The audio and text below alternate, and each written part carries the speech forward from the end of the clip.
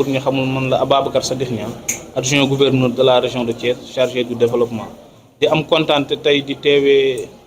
célébration journée mondiale de la lutte contre la lèpre bi nga xam ne dañoo choisir région de Thiès pour defee ko fi, plus précisément département de Mbour. di rafetlu travail yi fi jot a am yëpp, liggéey yi fi jot a am yëpp, di wax ni tamit liggéey bi du tey kese. depuis une semaine l'équipe du ministère de la santé et de l'action sociale ñoo ngi def ay jéego yu am solo, di def ay liggéey yu am solo. tàmbalee ko ci CRD, defoon nañ CRD boo xam ne sous forme de panel lañ ko def, invité tous les acteurs, invité toutes les parties prenantes yi nga xam ni buñ ci tegee seen loxo rek liggéey bi dina jëm kanam. À part ça aussi def nañ ay activités de dépistage. tey nag dañuy célébrer la journée mondiale de lutte contre la lèpre, di rafetlu teewaayu en tout cas parties prenantes yi nga xam ni ñoom ñëpp seen liggéey laaj na ko pour ku nekk apporter sa contribution pour ñu réussir pari bi ñuy attendre mooy éliminer la lèpre. parties prenantes yëpp teew nañ te bilan bi ñu fi def ak perspective yi ñu dégagé xel mën na dal te am nañ yaakaar ni avec les nouvelles politiques publiques yi nga xam ni moom moo nekk en vigueur, avec la vision 2050, avec la lettre de politique sectorielle de la santé et l'action sociale, compact de santé, ainsi que toutes les autres politiques publiques yi nga xam ni dañ koy càmbar pour jéem a indi saafara ci jafe-jafe population yi, rawatina nag ci feebaru lèpre. am nañ yaakaar ni yooyu bu ñu ko mettre en œuvre te ñoo ngi commencé gis jeexital yi te incha allah ñun de notre côté au niveau régional en tant que délégué du président de la République et représentant de tous les ministères, incha allah coordination bi war dinañ ko def à notre niveau. li nga xam ne nag dafa aajo ñu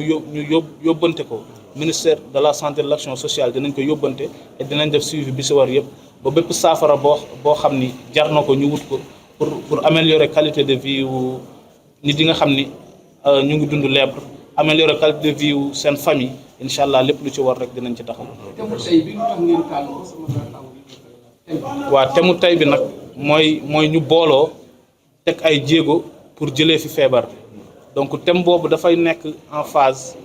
ak li nga xam ni actuellement moom lu ñu jéem a jëmmal ci politique publique, rawatina l'agenda national de transformation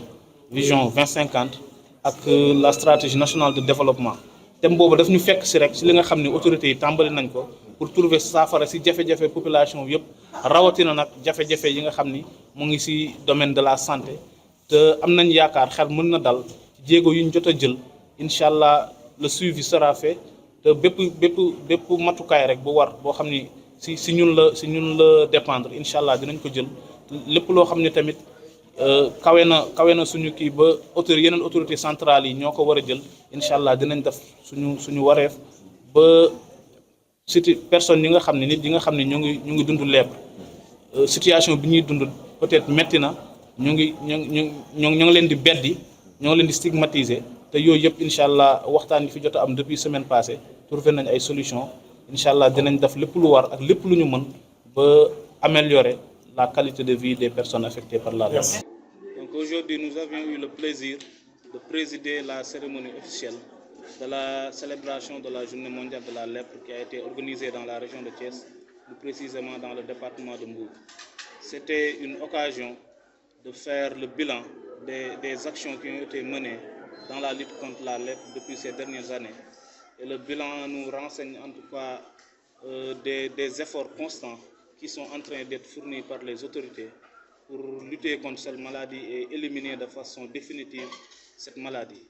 Et nous avons pris bonne note des différentes interpellations et nous porterons, Inch'Allah,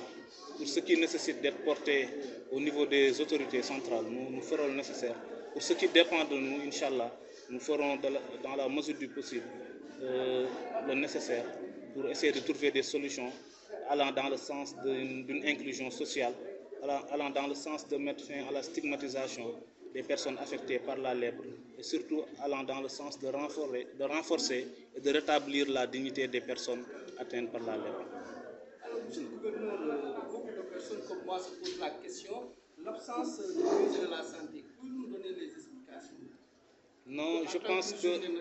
le ministre de la Santé est présent. Peut-être que vous ne le voyez pas en personne, mais le gouverneur, en tant que délégué du président de la République et représentant de tous les ministres du gouvernement, représente dignement le ministre de la Santé et de l'Action sociale qui, je sais,